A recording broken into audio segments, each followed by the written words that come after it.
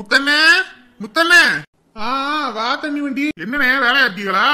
ஆமாய்யா, நாளைக்கு வேற காப்பு கட்டுறாங்கல்ல, இதெல்லாம் சுத்தம் பண்ணணும் வைக்கணும்னு சொல்லிட்டு ஒரே பாடு வீட்டுல. அதனாலதான் சரி எல்லாத்தையும் அள்ளி போட்டுக்கிட்டு இருந்தேன். என்ன வேணும்? நல்ல நாள் பெரிய நாளும் கூட வீட்டுல இருக்க விட மாட்டேங்கிறாங்கன்னா இந்த வீட்டம்மா. அதனாலதான் சாணி அள்ளிட்டு வர சொன்னா.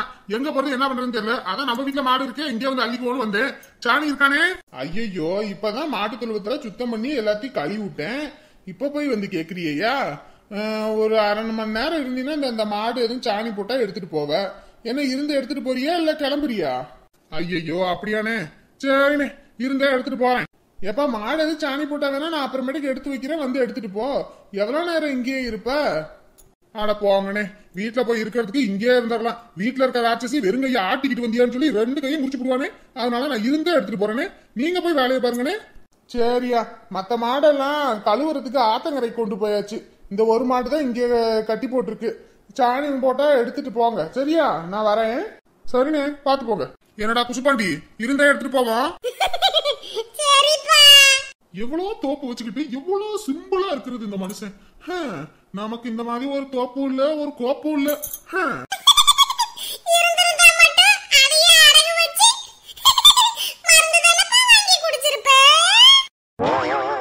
அசிங்கப்படுத்துறதுக்கு வெளியேந்த ஆள் வர வேணாம், வீட்லயே சோத்த போட்டு வளர்க்கறேன். சை, அரவிந்த் கொஞ்சம் கீழே குமி. என்ன நொன்னப்பா, என்ன நொன்னப்பா, வெளியே வந்து அசிங்கப்படுத்துற. சினங்கொண்ட சிங்கத்தை சீண்டிட்டலப்பா, உன்னையே சீரிப்பாயாம விடாது. ஏப்பா, மாடு சாணி போட்டுருச்சுப்பா. அப்பாடா, மாடு சாணி போட்டுச்சுடா சாமி. எம்புட்டு நேரம் நிக்க வச்சிருவாங்கன்னு நினைச்சேன். பரவாயில்ல, இவனை கொட்டுல மாடு பயந்துருச்சு. சாணி எடுத்துட்டு போவோம். என்னைய வாப்பா நீ கொட்டுன, இப்ப பாருப்பா. டேய் அரவிந்த், டேங்க ஓபன் பண்ணுடா. ஐயோ போச்சே. சோத்துலயே அடி வாங்கியாச்சு, சாணிலயே அடி வாங்கியாச்சு. எப்பா, அதுங்க எல்லாம் வீட்டை விட்டு போனதுக்கு அப்புறம் தான் வீடே பளிச்சுன்னு இருக்கு.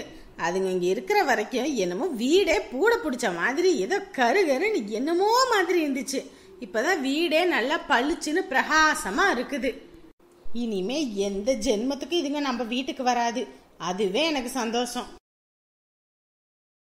அப்பாயி பாத்து இறங்க. அப்பாயி பாத்து எடுத்துட்டு வா ஜூலி. அப்பா ஜூலி அப்படியே இங்கே வச்சிரு.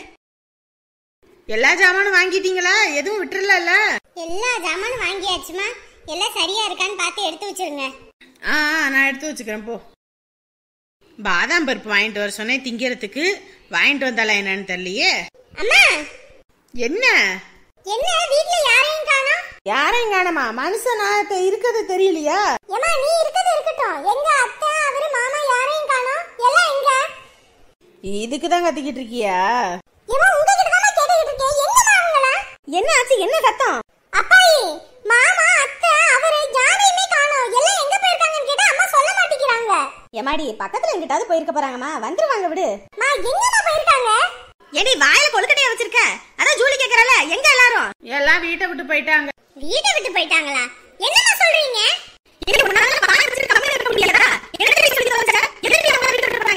இப்ப எதுக்கு கத்துறீங்க? அது நீ இருந்தா மட்டும் என்ன பிரயோஜனம்? ஒண்ணுத்துக்கு லாக்கி இல்ல, நம்ம ஆக்கி போடுறதுக்கு மிச்சம். அதனால போனதே சந்தோஷம் இருக்கேன். சும்மா ஆடிக்கிட்டு இருக்காங்க. வேலையை பாருங்க. திருவிழா நேரம் அக்கம் பக்கத்து வீட்டுல சொந்த மந்தம் வந்துருக்கு. இப்படி கத்திக்கிட்டு இருந்தோம்னா அது நல்லா இருக்காது. எல்லாரும் என்ன கேட்டுட்டு இருப்பாங்க. எல்லாரும் எங்க போறாங்க, எதுக்கு போறாங்க, என்ன பண்ண? எல்லாம் அந்த பழனியா ஆனந்தி வந்து இவங்களை கூட்டிட்டு போயிட்டான். இங்க இருக்கிறது ரொம்ப அசிங்கமாமா, இங்க இருந்தா பாவம் மாமா, அதனால கூட்டிட்டு போயிட்டான். சிலர் கூட்டிட்டு போட்டு நானும் விட்டுட்டேன்.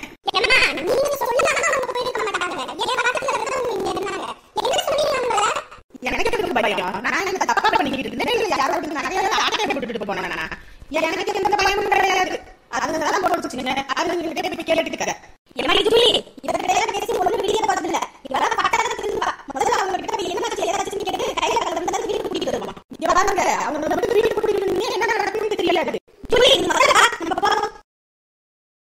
ஊர்ல உள்ளவங்க மண்டையை போடுறாங்க. நம்ம வீட்டுல இது ஒண்ணு இருக்குது பாரு. இது மண்டையை போடாம நம்மள பாடாப்படுத்தி எடுக்குது. இது என்னைக்கு தான் போய் சேர்ந்தா அன்னைக்கு தான் வீட்டுக்கு விழுந்துறாங்க. அப்பாயி நல்லா உட்கார்ந்து பிடிச்சிட்டீங்க தானே? நான் பிடிச்சிட்டேமா. நீ வண்டி நல்ல நாள் பெரிய நாள் கூட இந்த வீட்டுல நிம்மதியா இருக்க விட மாட்டேங்கிறாளே படுபாவி பாதகத்தி. உன்னை யாரு பிரிச்சா குறுக்கே கோடி கிழிச்சா ரெண்டானே நொந்து நாளாச்சி. பெத்த தகப்பை மாடுகிட்ட உதவங்கி முதுகெலும்பு நிமித்த முடியாம படாத பாடுபட்டு வாரேன். இவன் நொந்த நாளாச்சுன்னு பாட்டு பாடிக்கிட்டு வாரான். ஐயோ அம்மா முடியலையே. செந்தோட்டில் கடை சேர்ந்து சேராத இடம் சேர்ந்து வஞ்சத்தில் வீழ்ந்தாயடா கண்ணா வஞ்சகன் கண்ணனடா வஞ்சகன் கண்ணனடா. ஐயோ இந்த படுபாவி பயல சாணியல்ல கூட்டிட்டு வந்து இன்னைக்கு என்னையவே இலக்கட்டு மாதிரி அள்ளிக்கிட்டு போற அளவுக்கு ஆக்கி விட்டானே. நடக்க முடியலையே சாமி, நடக்க முடியல. எப்படியாவது வீடு வரைக்கும் கூட்டிட்டு போய் சேர்த்துரு. என்ன பெத்தவரே. என்னப்பா ஏன்ப்பா கூப்பிடுறீங்க? டேய் தயவு செஞ்சு வாயை மூடிக்கிட்டு வாடா. என்ன பெத்தவர்கிட்ட பேசிக்கிட்டு இருக்கேன்டா. என்னப்பா நீங்க தானே அடிக்கடி என்ன பத்தவரே நீங்க என்ன கிட்ட சொல்லுவீங்க. இனிமே சொல்ல மாட்டேன்டா. இனி வாழ்நாள் முடியற வரைக்கும் சொல்லவே மாட்டேன். அவங்க காசு பணம் அவங்களோட தான். என்னமோ அவங்க கிட்டதான் காசு இருக்கிற மாதிரி அந்த பேச்சு பேசுறாங்க. அவங்க அவ்வளவு தூரம் பேசுற அளவுக்கு அங்க இருக்கிறீங்க. நம்ம வீடு இல்லையா இல்ல நாங்க இல்லையா? இல்லப்பா ஏற்கனவே எங்களால நீங்க எவ்வளவோ கஷ்டப்பட்டிருக்கீங்க. மேலும் உங்களை கஷ்டப்படுத்தணுமான்னு தான் வரல. நான் சொன்னா உங்களால எனக்கு கஷ்டம்னு. நீங்க இங்க வந்து இருக்க வேண்டியதானே. உங்களுக்கு இந்த வீட்டுல எவ்வளவோ உரிமை இருக்குது. இல்லப்பா நாங்க எவ்வளவோ பாவம் பண்ணிருக்கோம். உனக்கும் ஆனந்திக்கும் அப்படி இருந்தோம். நாங்க இன்னைக்கு கஷ்டப்படக்கூடாதுன்னு எங்களுக்காக ஓடி வந்து நீங்க நிக்கிற. இதெல்லாம் நினைக்கும் போது எவ்வளவு பாவம் பண்ணிருக்கோம். நீ இப்போ புரியுதியா? ஏமாமா இந்த உலகத்துல பாவம் பண்ணாதவங்கன்னு யாருமே கிடையாது. எல்லாரும் பண்ணாதான் செய்யறாங்க. என்ன நீங்க பண்ணுனது கொஞ்சம் அதிகமா போச்சு.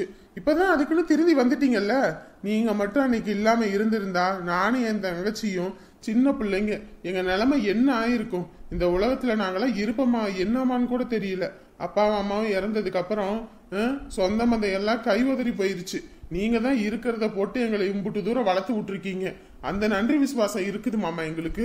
இனிமே இப்படி பேசிக்கிட்டு இருந்தீங்கன்னா அப்புறம் என்ன பண்ணுவேன்னு தெரியாது. உங்க வீடு இங்கதான் நீங்க இருந்து ஆகணும். அண்ணே சாப்பாடு ஆயிடுச்சுனே, எல்லாத்தையும் சாப்பிட கூப்பிடுங்க.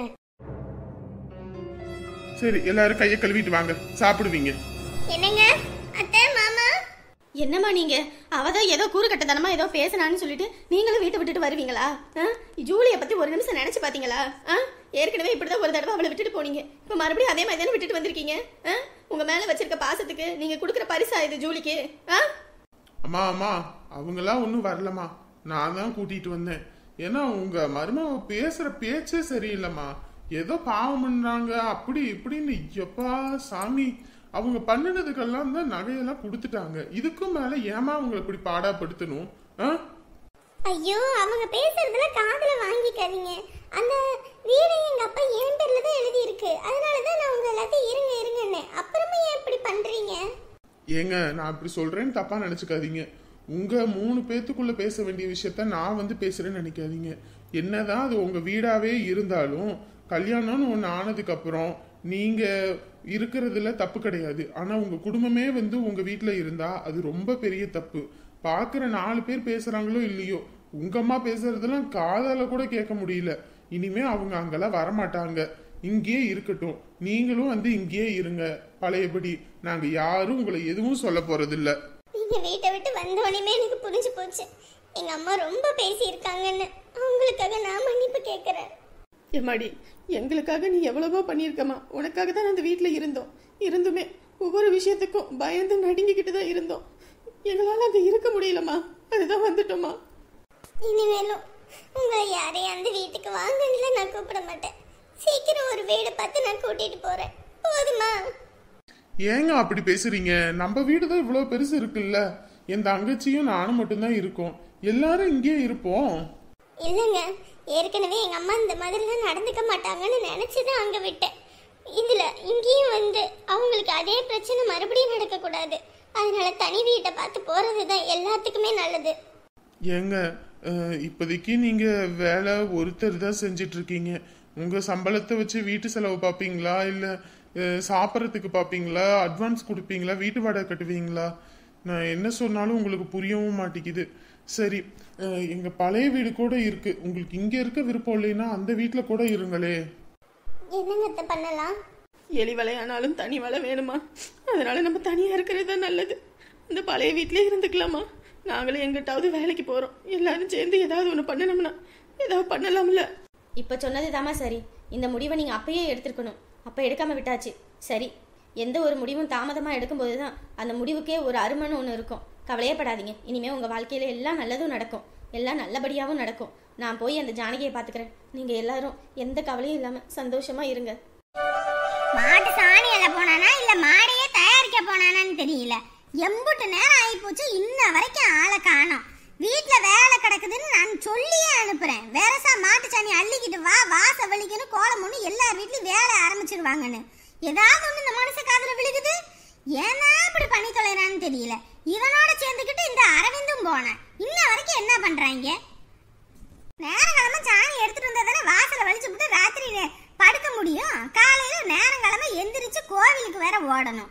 என்னத்த சொல்றது? இந்த மனுஷனெல்லாம் வச்சுக்கிட்டு பெரிய ரோதனையா கிடக்குது.